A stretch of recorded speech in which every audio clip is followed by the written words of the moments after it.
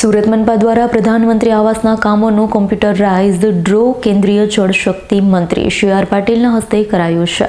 સુરત મહાનગરપાલિકાના પ્રધાનમંત્રી આવાસના મકાનોનું કોમ્પ્યુટરાઇઝ્ડ દ્વારા ડ્રો કરી લોકાર્પણ કરાયું હતું।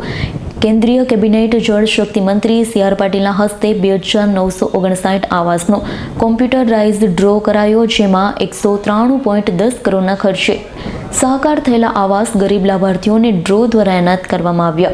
લિંબાયત, અઠવા અને રાંદેર ઝોનમાં કુલ 2959 આવાસનું નિર્માણ કરાયું છે। આવાસનું કોમ્પ્યુટરાઇઝ્ડ ડ્રો દ્વારા લોકાર્પણ કરાયું હતું। પ્રધાનમંત્રી આવાસ યોજના અંતર્ગત મકાનોની ફાળવણી અંગેનો કાર્યક્રમ ઉમરા સ્થિત પાર્ટી પ્લોટ ખાતે યોજાયો। કેન્દ્રીય જળ શક્તિ મંત્રી સી આર પાટીલ સાથે ગૃહ રાજ્યમંત્રી હર્ષ સંઘવી સાથે ધારાસભ્ય, પાલિકા અધિકારી, પદાધિકારીઓ ઉપસ્થિત રહ્યા હતા।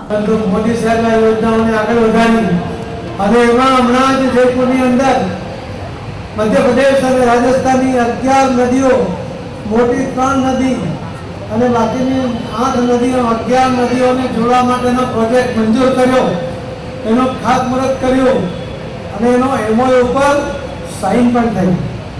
આ પહેલો મોટો બનાવ છે કેન વેચવાનો અને પછી આ 11 નદીઓનું જોડવાનો આ કાર્યક્રમને કારણે જો સૌથી વધારે તકલીફ પાણીની રાજસ્થાનમાં છે, હું તમને ખાતરીથી કહી શકું એમ છું કે થોડા વર્ષોની અંદર રાજસ્થાન પાસે સૌથી વધારે પાણી હશે।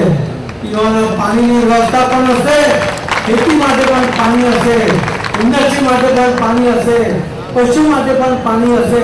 એ પ્રકારની વ્યવસ્થા મોદી સાહેબ કરી રહ્યા છે। Bureau report S9 news Surat. અમારી તમામ માહિતીથી અપડેટ રહેવા માટે જોડાયેલા રહો S9 ન્યૂઝ સાથે।